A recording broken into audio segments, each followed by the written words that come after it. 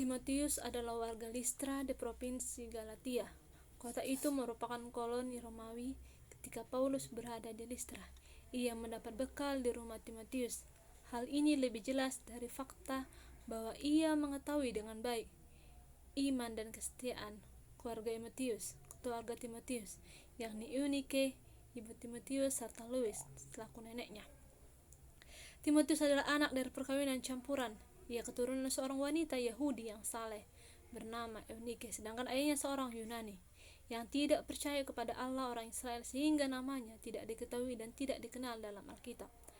Timotius yang berasal dari ayah dan ibu yang berbeda suku dan agama, di mana sang ayah tidak mengenalkan kekristenan kepadanya, tetapi ia justru mempunyai ibu dan nenek yang bisa dijadikannya teladan dalam melayani Tuhan, dan ia menjadi generasi penerus untuk menjadi pelayan Tuhan. Dan disinilah juga nampak bahwa peran perempuan mempunyai pengaruh yang besar terhadap iman yang bertumbuh di tengah-tengah keluarga, sehingga akan membentuk karakter anak untuk menjadi pengikut Kristus. Banyak mungkin yang belum mengenal nama Lois dan Eunike dalam Alkitab, karena nama ini tidak terlalu dikenal dan familiar, serta tidak terlalu dibahas.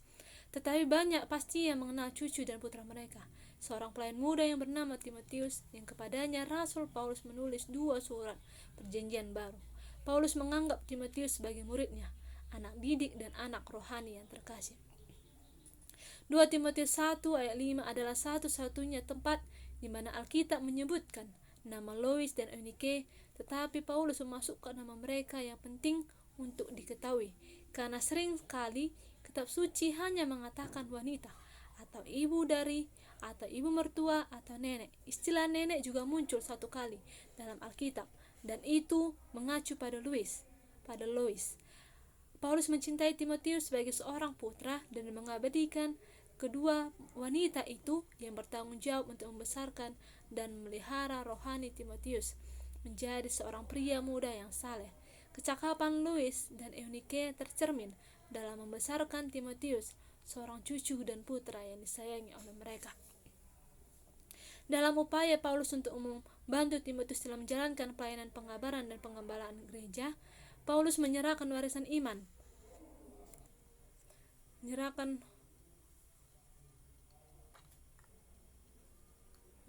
iman kepada keluarga Timotius. Paulus sendiri menganggap Timotius sebagai anak rohaninya dan juga menyadari dampak besar keberadaan ibunya Eunike dan neneknya Lois atas hidupnya. Poin penting dalam teks ini yaitu latar belakang keluarga dan dampak pengajaran Injil. Dalam suratnya, Paulus menyebutkan kalau Eunike dan Lois mengajarkan Timotius tentang firman Tuhan. 2 Timotius 3 ayat 14 hingga 15. Inilah model baginya untuk menjalankan tugas pelayanannya. Pertama kali bertemu Timotius, Paulus tahu kalau dia punya iman dan pengetahuan rohani yang kuat, dan itu semua pastinya dia dapatkan dari didikan nenek dan ibunya. Karena itulah Paulus secara pribadi sangat mengagumi pola pengasuhan Lois dan Eunike. Bisa jadi mereka tidak mampu mengajar Timotius soal firman Tuhan sebanyak yang mereka bisa. Terlebih ayahnya adalah seorang Yunani dan tidak percaya pada Tuhan. Jadi Eunike dan Lois bukan cuma jadi pengaruh dalam hidup Timotius, tapi juga kepada keluarga yang non-Yahudi. Mereka menunjukkan keberanian atas iman mereka baik di rumah maupun bagi seorang Timotius. Teladan iman mereka selaras dengan apa yang diajarkan Alkitab, dengan membangun pengenalan Timotius akan Tuhan sehingga dia mampu membangun pelayanan yang besar dan berdampak. Selanjutnya, iman yang paling sederhana bisa mengubahkan dunia. Eunike dan Lois memang tidak memenangkan ratusan orang untuk Tuhan. Mereka mungkin tidak begitu radikal akan iman mereka atau membagikan imannya di sebuah stadion yang dipenuhi oleh banyak orang. Mereka hanya mengajar Timotius. Mereka tahu kalau iman mereka akan berpengaruh dalam penyebaran Injil di abad pertama. Hal itulah yang dimulai oleh Timotius. Timotius melakukan perjalanan bersama Paulus, menjelajahi wilayah Roma dan membagikan Injil kepada Yesus. Kesetiaan Lois dan Eunike mengajarkan Timotius akan firman Tuhan dan menjadi teladan iman yang murni, pada akhirnya mempengaruhi lebih banyak lagi orang. Kepemimpinan rohani yang mereka teladani setiap hari membawa lebih banyak orang menerima Yesus melalui pelayanan Timotius. Selanjutnya, iman yang berdampak. Ketika Timotius menjadi pelayan gembala sidang gereja di Efesus, Paulus tahu benar bahwa ada warisan penting dari nenek Louis dan Ibu Eunike. Warisan berharga ini bukanlah rumah, emas, atau uang dalam jumlah besar, tetapi warisan iman percaya dalam Yesus yang ditanam dan dipelihara dalam hidup keluarga Timotius. Paulus menyemangati Timotius, anak didiknya itu, agar tetap memelihara warisan iman dari keluarganya yang sudah hidup di dalam Tuhan. Warisan iman itu dipraktikkan lewat pelayanan, kesaksian hidup, dan pemberitaan Injil Kristus. Keluarga harus mencerminkan prinsip kerajaan Allah. Bila cermin pemerintahan Allah ada dalam suatu rumah tangga, berarti Yesus ada di atas suami. Dalam hal ini, wewenang yang dimiliki suami bukan wewenang untuk digunakan semena-mena, tetapi wewenang yang dibungkus dengan kasih Kristus demi kemuliaan Allah dan tegaknya rumah tangga Allah atau pemerintahan Allah dalam keluarga. Untuk ini seorang suami harus menjadi imam. Dalam ayat 4 dapat dilihat yang merupakan kalimat dalam memahami membantu ayat ketiga B, di mana pada saat Paulus menaikkan doa syafaat untuk Timotius, ia teringat akan air mata yang dicurahkan oleh Timotius. Kemungkinan besar perpisahan dengan penuh karuan itu terjadi pada persinggahan Paulus di Efesus sesudah penulisan 1 Timotius. Ketika Paulus berada dalam perjalanan ke Kreta, pada saat itu Timotius menangis karena ia merasa bahwa pertemuan itu adalah pertemuan terakhir dengan Paulus. Berhubung Paulus mempunyai rencana untuk pergi ke Nikopolis dari Kreta, ada hubungan yang erat antara Timotius dengan bapak rohaninya itu. Maka perpisahan itu menghancurkan hati Timotius. Paulus terharu bila mengingat akan air mata yang tercurah dalam wajah Timotius. Hal ini membuktikan bahwa kasih Timotius yang sangat besar bagi bapak rohaninya itu, yaitu Paulus. Paulus melihat bahwa penghayatan iman yang tulus juga ada pada diri Timotius dalam ayat 5. Imanmu yang tulus ikhlas, yang dalam bahasa aslinya imanmu yang tidak munafik. Dalam hal ini Timotius juga telah mewarisi keseriusannya dari ibu dan neneknya, yaitu Louis dan Eunike. Dua perempuan hebat tersebut telah mendidik Timotius secara serius sejak ia kecil di dalam kitab suci Perjanjian Lama. Kemudian setelah mereka menjadi Kristen, mereka tetap mendampinginya secara tulus dalam iman kepada Yesus.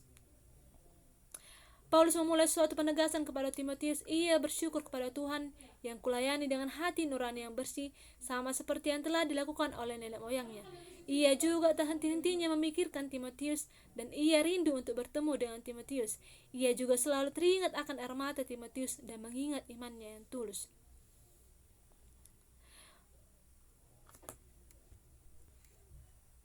Nama Timotius memiliki pengertian sebagai seorang yang menghormati Allah dalam hidupnya. Dari nama Timotius ada kesan bahwa dia adalah seorang yang takut kepada Allah. Timotius seorang anak rohani dan rekan yang dikasihi Paulus. Dia adalah hasil pelayanan yang bertobat pada pelayanan misi kedua Paulus. Tantangan dan masalah merupakan sesuatu yang perlu dilalui oleh seseorang. Timotius menghadapi ajaran sesat, gnostik, yang merupakan tantangan dalam pelayanannya. Akan tetapi keteguhan hati pada panggilan Tuhan dapat melalui tantangan yang ada. Selama bersama-sama dengan Paulus, Timotius menunjukkan kesetiaan dan kesungguhan hati yang mendalam dalam melayani Tuhan.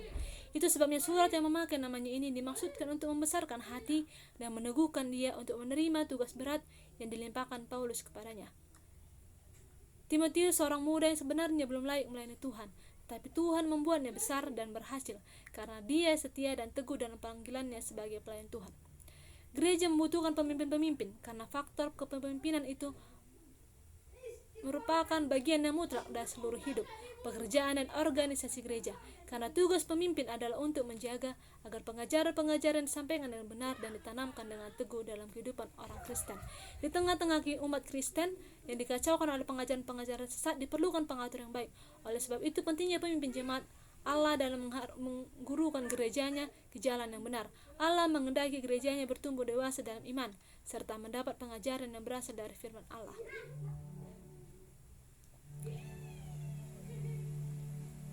Timotius diteguhkan menjadi penginjil di Efesus. Jelas bahwa tugas panggilan Timotius melayani Tuhan. Maka Tuhan mempercayakan pelayanan kepada dia untuk melayani jemaat Allah di Efesus. Dari penjelasan di atas jelas bahwa di jemaat Efesus ini telah berkembang ajaran sesat dan memerlukan pengaturan baik serta pengajaran yang benar. Melalui inilah Timotius memenuhi panggilannya sebagai penjaga ajaran sesat. Melalui dialah gereja mendapat pelayanan yang sehat. Ini berarti panggilan Timotius bertujuan untuk mempertahankan ajaran sehat, yaitu firman Allah, serta mengabarkannya kepada orang lain. Pelayanan ini merupakan panggilan Timotius untuk melayani Tuhan. Dalam tugas panggilan ini bukanlah maksudnya supaya dia memerintah, dengan kekerasan, melainkan supaya menggurukan dan mengantar gereja Tuhan dan memberi nasihat dan pengajaran yang sehat. Kebenaran ini maksud adalah firman Tuhan. Oleh sebab itu Paulus mendorong Timotius untuk melindungi jemaat, sama seperti seorang guru perlu melindungi dombanya melawan dari serigala-serigala yang jahat. Ajaran sesat yang mengancam kehidupan gereja. Hal inilah yang Paulus menyebutkan sebagai dongeng dan silsilah. Timotius menerima tugas pelayanan ini bukan dari manusia atau kehendaknya sendiri, melainkan anugerah dari Allah, karena dia diutus dan dikhususkan untuk melayani Tuhan. Timotius telah menerima nubuat atau konfirmasi yang berdasarkan firman Tuhan dan peneguhan tugas panggilan melalui penumpangan tangan para penatua. Artinya adalah Timotius melayani bukan semata-mata keinginannya sendiri, tetapi sebuah tugas yang disahkan melalui pentabisan. Ini berarti Timotius dengan sah mendapat tugas ini melalui para penatua sebagai wakil Allah. Tugas ini merupakan tongkat estafet pelayanan gereja, sebagaimana Musa menugaskan Yosua, Elia menugaskan Elisa, dan Tuhan Yesus menugaskan para rasulnya. Demikian Paulus menugaskan Timotius. Ini berarti Paulus mengalihkan tugas tersebut kepada Timotius, seperti yang telah dilakukan oleh Musa, Elia, dan Tuhan Yesus itu sendiri. Jadi tugas panggilan Timotius adalah memberitakan firman kebenaran Allah yang merupakan tanggung jawab besar yang diberikan kepadanya dan disahkan melalui pentabisan oleh para penatua. Selanjutnya hubungan dengan Pel. Timotius dibesarkan dan dididik oleh figur perempuan dan tanpa nampak figur seorang ayah yang tidak memperkenalkan Yesus Kristus kepadanya, dan justru ibu dan neneknya lah yang mempunyai peranan penting dalam membesarkan dan memperkenalkan Kristus kepada Timotius.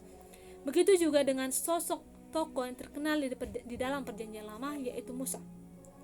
Musa berasal dari keluarga Lewi, namun ia dibesarkan oleh perempuan Mesir. Sosok ayah Musa sama sekali tidak pernah nampak ataupun diceritakan di dalam Alkitab. Musa sebagai tokoh besar yang dikenal dalam Alkitab, yang dididik dalam berbagai bidang kehidupan, ditampilkan sebagai tokoh pilihan. Pilihan itu memang harus dikembangkan lewat keluarga. Tanpa perhatian dan bantuan keluarga, kesadaran akan panggilan dan perutusan dalam hidup ini sulit dikembangkan. Keyakinan keluarga sebagai keluarga yang dipanggil untuk mengembangkan pribadi-pribadi bermutu dan bukan sekedar melahirkan anak-anak untuk memenuhi bumi, merupakan awal dari tumbuhnya seorang pribadi yang berarti bagi bangsa. Bila keluarga hanya bisa melahirkan anak-anak dan tidak mampu mengarahkan, membina, dan memperkembangkan pribadi itu sampai pada kepenuhannya, yang muncul dari keluarga adalah orang-orang yang menjadi beban masyarakat. Masyarakat butuh pribadi yang mampu mengangkat seluruh kehidupan ini sampai taraf perkembangan yang tinggi. Kisah Musa menunjukkan bagaimana keluarga mempersiapkan seorang pemimpin. Tidak segalanya harus diusahakan oleh keluarga. Apa yang perlu diperhatikan ialah kemampuan untuk hidup dan berkembang. Kesempatan yang paling mungkin diolah untuk perkembangan itu, kreativitas dan dinamika keluarga beriman memungkinkan anak-anak berkembang sebagai Timotius dan Musa baru yang menyadari kemerdekaan sejati untuk mengembangkan kehidupan bersama secara maksimal. Keluarga yang hidup dalam iman mempunyai panggilan dan perutusannya untuk melahirkan tokoh-tokoh pembebas, orang-orang yang berani menyadari kemerdekaannya secara pribadi, mengagumi karunia Allah itu, dan menghargainya dalam kehidupan yang merupakan hasil pembinaan dalam kehidupan keluarga. Kemerdekaan sebagai anugerah Allah bukan hanya untuk bebas dari berbagai hal, melainkan juga bebas untuk mengabdikan diri bagi pelayanan umum. Sebagai penutup, posisi laki-laki dalam keluarga bisa digantikan oleh perempuan jika ia tidak mampu menjadi seorang imam di rumah tangga. Timotius yang dididik dan dibesarkan oleh sosok figur dua orang perempuan hebat yang memperkenalkannya kepada firman Tuhan yang diajarkan sejak dari kecil, dan itu yang membentuk kepribadian Timotius. Timotius menjadi kepercayaan Paulus dan ia sangat dikasihi oleh Paulus.